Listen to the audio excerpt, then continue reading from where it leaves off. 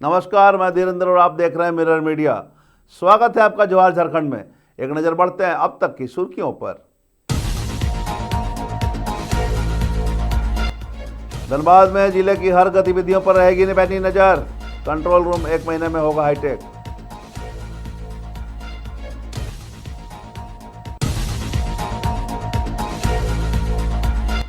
सरकारी जमीन पर अतिक्रमण, बाबूलाल मरांडी ने रिम्स मामले पर सरकारी तंत्र पर कसा तंज।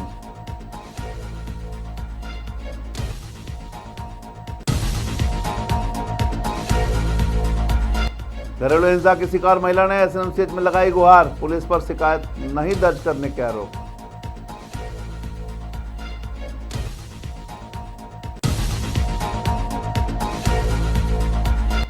रेलवे साइडिंग पर बड़ा हादसा टला, लोडेड मालगाड़ी का इंजन 400 मीटर तक बेपटरी।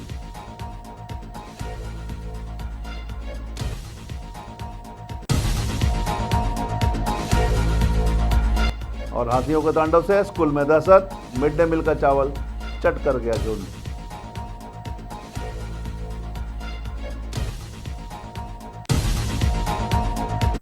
और अब खबरें विस्तार से। धनबाद एसएसपी प्रभात कुमार ने सोमवार को कोर्ट परिसर स्थित पुलिस कंट्रोल रूम का निरीक्षण किया। उन्होंने कंट्रोल रूम के विस्तार एवं आधुनिकीकरण को लेकर संबंधित अधिकारियों को आवश्यक दिशा निर्देश दिए। एसएसपी ने बताया कि आगामी 1 महीने के भीतर कंट्रोल रूम को पूरी तरह आधुनिक स्वरूप में विकसित किया जाएगा। कंट्रोल रूम से अब जिले भर की सभी प्रमुख गतिविधियों पर पैनी नजर रखी जाएगी। डायल 112 सेवा का संचालन भी यहीं से किया जाएगा। उन्होंने जानकारी दी है कि आने वाले समय में शहर में बड़े पैमाने पर सीसीटीवी कैमरे और ट्रैफिक लाइट लगाने की योजना है, जिनका नियंत्रण भी इसी हाईटेक कंट्रोल रूम से किया जाएगा।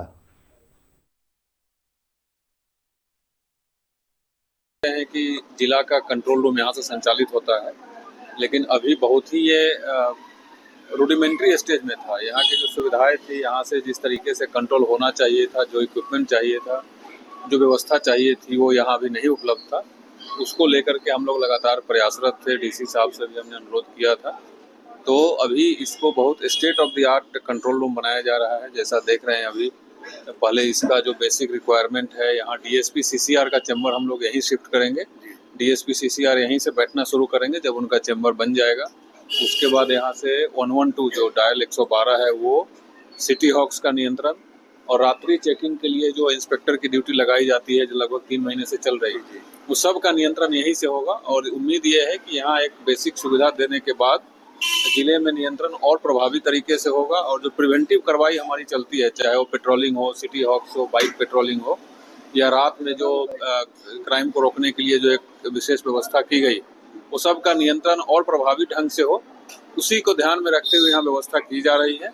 और डीएसपी सीसीआर यहाँ यहीं बैठेंगे, उनका चैम्बर यहीं रहेगा। हाईकोर्ट के निर्देश पर रिम्स की जमीन से अवैध कब्जा हटाने के बाद राज्य में राजनीति गर्मा गई है। सोमवार को नेता प्रतिपक्ष बाबूलाल मरांडी ने इस मामले को लेकर अपनी चिंता व्यक्त की। उन्होंने कहा कि हाईकोर्ट का कदम सराहनीय है, लेकिन सवाल यह उठता है कि सरकारी जमीन पर इतनी बड़ी बिल्डिंग कैसे बन पाई। मरांडी ने अधिकारियों पर आरोप लगाते हुए कहा कि किसी भी निर्माण के लिए पहले सीईओ से मंजूरी और फिर नगर निगम से नक्शा पास कराना होता है। ऐसे में सरकारी जमीन पर अपार्टमेंट कैसे बन गया, यह समझना मुश्किल है। उन्होंने चेतावनी दी है कि सरकारी जमीन पर अवैध कब्जे को लेकर निगरानी और कड़ी कार्रवाई की आवश्यकता है, ताकि भविष्य में इस तरह की घटनाएं दोबारा ना हो।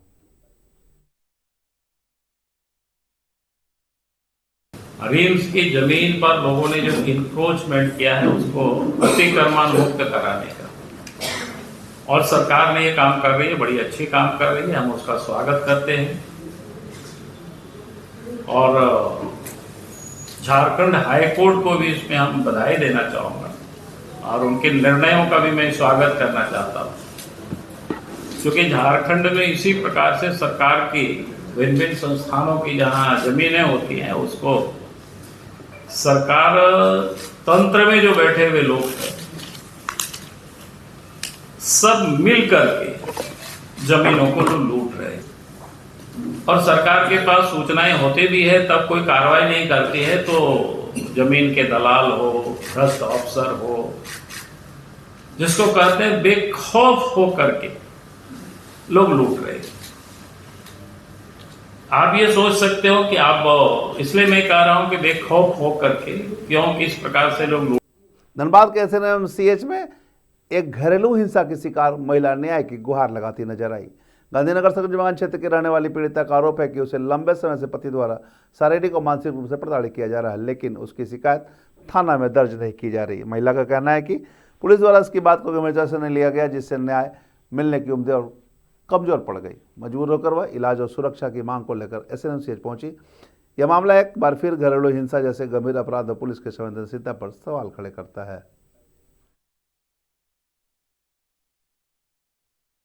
पीट हुआ, तारीख पे हम आए, मेरे साथ मारपीट हुआ। स्टेशन में भी पानी टंकी भी मारे, मारपीट हुई। बोलते हैं कि तुमको मारपीट किए तो हम थाना गए, थाना में 4000 रुपया दे दिया है, वहाँ से मामला सरकार दिया है। सुबह हुआ तो सुबह फाटक के पास सुबह पैसा छीन दिया है, मारपीट किया। कहता है कि उसका माँ बोली है इसको मार के ख़त्म कर दो, जेल जाना तो बेटा जाना, लेकिन इसको मार के ख़त्म कर दो, इसको पैसा कौड़ी कुछ नहीं देना। मेरा 3 गो बच्चा है, 9 साल के बड़ा लड़का है धनराज कुमार, 7 साल के लड़की है सृष्टि कुमारी, 4 साल के छोटा बेटा है शिवराज कुमार।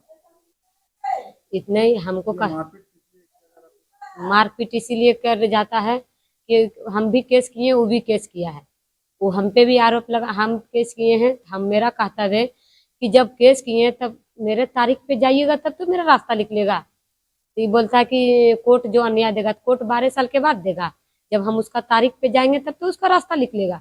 हम इतने बोले कि मेरा तारीख पे आप क्यों नहीं जाते हैं, आप मेरा तारीख पे चलिए, मेरा रास्ता निकल जाएगा। नहीं रखना है कोर्ट में, ठीक है कोर्ट से आएंगे, लेकिन कोर्ट जाइएगा तब तो। लखीसराय नहीं जाना चाहता है, मेरे तारीख पे नहीं आते हैं। हम इस मारपीट हुआ है, मेरा पति है, हाँ राहुल कुमार।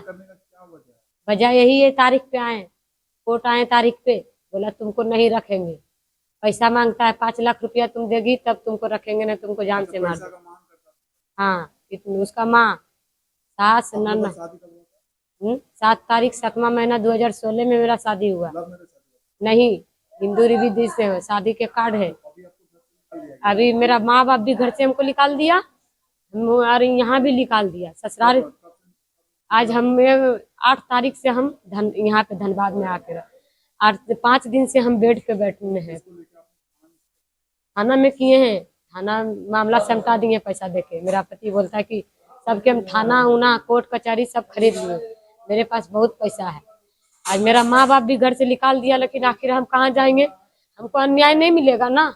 हम उसका दुआरी पे जाके चारों बाल बच्चा। मालदा मंडल के बकली रेलवे स्टेशन स्थित रॉक्सो लोडिंग पॉइंट पर सोमवार को एक बड़ा रेल हादसा टल गया। लोडेड मालगाड़ी निकलने के दौरान अचानक ट्रेन का इंजन पटरी से उतर गया, जिससे अफरा तफरी मच गई। इंजन करीब 400 मीटर तक बेपटरी हालत में आगे बढ़ती रही। क्रॉसिंग के पास पटरी टूटने पर चालक को स्थिति का अंदाज हुआ और उसकी सतर्कता से ट्रेन तुरंत रोक दी गई। गणित में रही कि घटना में कोई हताहत नहीं हुआ। रेलवे के वरीय अधिकारी मौके पर पहुंचकर जांच में जुट गए।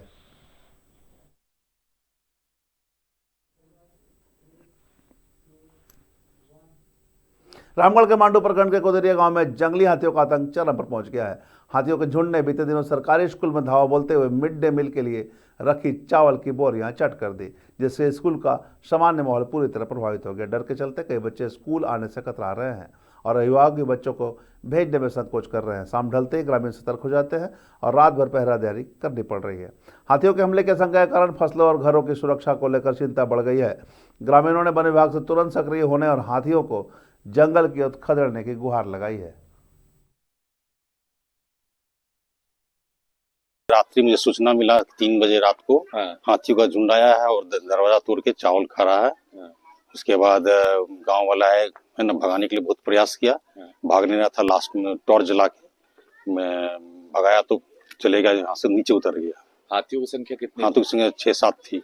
अच्छा, क्या नुकसान हुआ? नुकसान चावल खाया है 3-4 बोरा और तो दरवाजा खड़ी तोड़ दिया। इतनी कि यार किताब जो लाइब्रेरी का पुस्तक था उसको तहस नहस। झारखंड सरकार ने सोमवार से राज्यव्यापी धान खरीद अभियान की शुरुआत कर दी है। राज्य भर में इसके लिए कुल 783 खरीदे गए केंद्र खोले गए। सरकार ने किसानों को एमएसपी के साथ बोनस जोड़कर 2450 रुपये प्रति क्विंटल की दर से धान खरीदने की घोषणा कर दी है।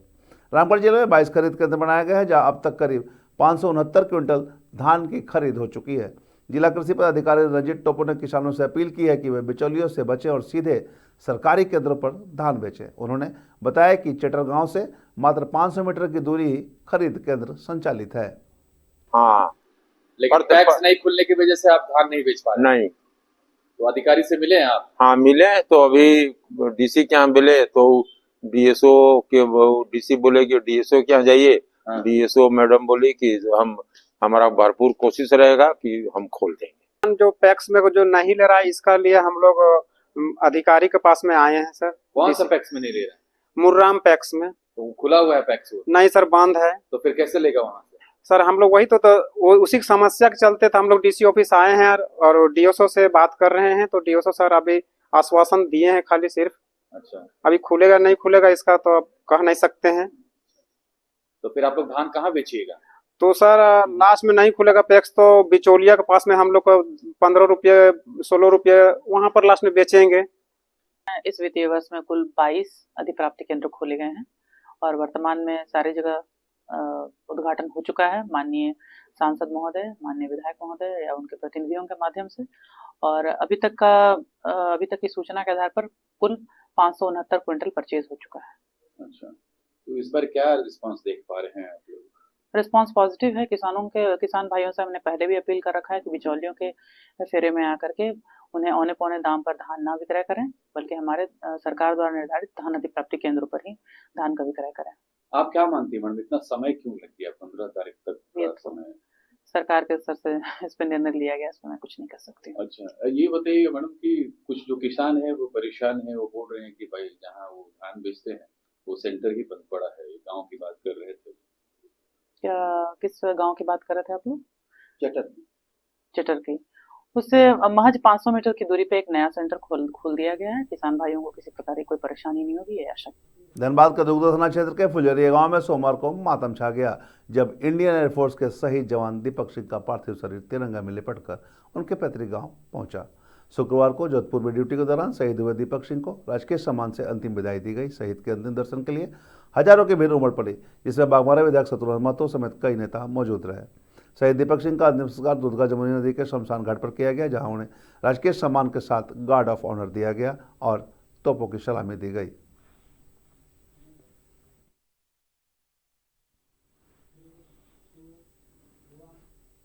रामगढ़ जिले के सही 15 मंडल अध्यक्षों का स्वागत समारोह सांसद सेवा केंद्र में आयोजित किया गया। कार्यक्रम का उद्देश्य नए नेतृत्व को जिले की जिम्मेवारी सौंपना और पार्टी संगठन को एकजुट करना था।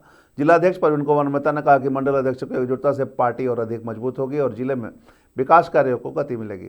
सांसद प्रतिनिधि राजीव जायसवाल ने सही मंडल अध्यक्षों को स्पष्ट रणनीति के तहत कार्य करने का निर्देश दिया। आगामी चुनाव को देखते हुए इसे पार्टी की तैयारी के तौर पर देखा जा रहा है। जो भी कार्य क्षेत्र है उनको बहुत ही मजबूती से पार्टी को दिखाएंगे और करेंगे भी, ठीक है। और पार्टी और सफल होगी मेरे कार्यकाल में और एक्टिव लोग होंगे, निकलेंगे कार्यकर्ता बढ़ेंगे, ठीक है। महिलाओं को एकजुट कर पाएंगे आप? बिल्कुल, बहुत कर पाएंगे। मेरी महिलाएं बहुत एकजुट कर पाएंगे। बहुत सारी महिलाएं संगठन में जुड़ भी जाएगी मेरे कार्यकाल में। आपका दायित्व, मुख्य दायित्व क्या देखते हैं? मुख्य दायित्व क्या देखते हैं, किस प्रकार आप देख रही हैं? मैं अपना दायित्व को बहुत ही एक बड़ा रूप में देख रहे हैं कि अगर हम इस संगठन को जिस तरह से हम कार्य करेंगे उस तरह से मैं अपने दायित्व को निर्वहन करेंगे। जनता पार्टी में ही असंभव है कि पार्टी के कोई साधारण कार्यकर्ता को कितनी बड़ी जिम्मेवारी मिल जाएगी वो उसको भी नहीं पता रहता है। और यह सब जो है भारतीय जनता पार्टी में ही संभव है। आप कांग्रेस देख लीजिए, जेएमएम देख लीजिए, आरजेडी देख लीजिए, वहाँ पे सिर्फ और सिर्फ अध्यक्ष के पद पर परिवार के एक ही व्यक्ति को, एक ही परिवार के जो सदस्यों को लगातार जगह मिलता है। लेकिन भारतीय जनता पार्टी जो कार्यकर्ताओं की पार्टी है और कार्यकर्ताओं को भी सर्वोच्च पद यहाँ पे दिया जाता है। ठीक है सर। चुनाव है जब भाजपा के संविधान के तहत 3 साल के बाद हम लोग मंडल अध्यक्ष, जिला अध्यक्ष का चुनाव करते हैं। इसी संवैधानिक चुनाव के प्रक्रिया के तहत संगठन पर पिछले वर्ष सितंबर से चल रहा था, जो आज फिनिशिंग मोड में पहुंचा है। और रामगढ़ में सभी 15 मंडल अध्यक्ष का नियुक्ति हुई है और 15 मंडल प्रतिनिधि का।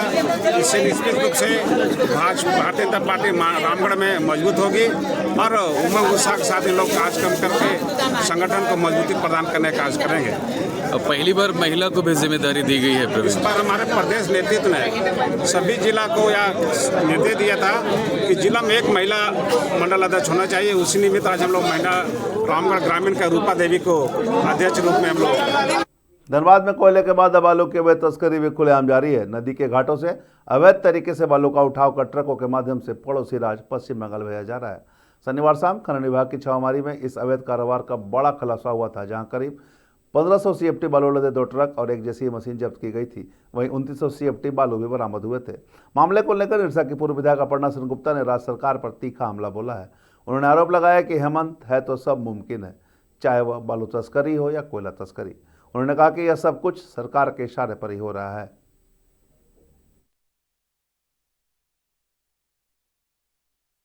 जाहिर है, हम तो शुरू से कोयला हो, बालू हो और बहुत कुछ मतलब समझ सकते हैं, बहुत कुछ में बहुत कुछ है। तो ये धड़ल्ले से चल रहा है। हम शादी ब्याह रात में जब क्षेत्र से आते हैं, देखते हैं वैसे ही कोयला वैसा ही बालू चल रहा है।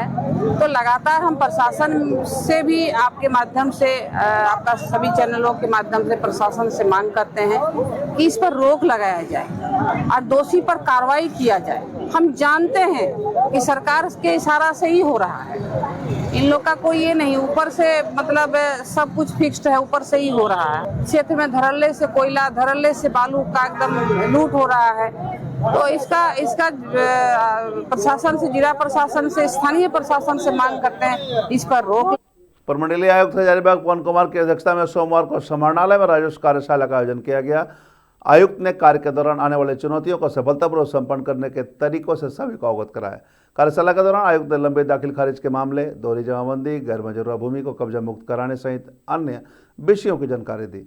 आयुक्त ने सभी पदाधिकारियों को revenue act, CNT act, land ceiling act सहित भू अर्जन और जमाबंदी के सारे प्रावधानों से अवगत कराया। उन्होंने बिना किसी ऑब्जर्वेशन के दाखिल खारिज को 30 दिनों में निष्पादित करने के निर्देश दिए। आयुक्त ने कहा कि प्रावधानों की जानकारी नहीं रहने के कारण कई बार त्रुटिपूर्ण आदेश पारित हो जाते हैं, जिसका लाभ जमीन के अवैध कब्जाधारी को मिल जाता है। जो भी चैलेंजेज हैं, चाहे वो राजस्व विषय पे हो या किसी अन्य सब्जेक्ट पे हो, जहां उनको मार्गदर्शन, डिस्ट्रिक्ट एडमिनिस्ट्रेशन को मार्गदर्शन की आवश्यकता है, तो उन चैलेंजेस को कैसे सफलतापूर्वक हम मीट आउट करें, इस संबंध में एक जनरल कार्यशाला का आयोजन और उस कार्यशाला में सारे हमारे पदाधिकारी, जिला स्तरीय पदाधिकारी उपस्थित थे। सारे प्रावधानों की जानकारी दी गई, कैसे सशक्त डिलीवरी हो, जन उपयोगी हो, जन कल्याणकारी हो, इस संबंध में उन्हें भलीभांति अवगत कराया गया। सर, ये कार्यशाला जो आयोजन किए जा रहे हैं उसमें मुख्य बिंदु क्या क्या रखे गए? जैसे आपने बताया राजस्व संग्रह तक की बातें हैं। राजस्व संग्रह नहीं, राजस्व से जुड़े विषय, संग्रह तो एक अलग शब्द है। राजस्व से जुड़े विषय जैसे बहुत सारे हैं कि अभी सबसे बड़ी समस्या म्यूटेशन की है। दोहरी हजारों हजार म्यूटेशन लगते चले आ रहे हैं, एक ही जमीन की दोहरी जमाबंदियां कायम हो जाती हैं। और जो आज झारखंड में अब तक बस इतना ही। देश और दुनिया के तमाम खबरों के लिए बने रहे मिरर मीडिया के साथ।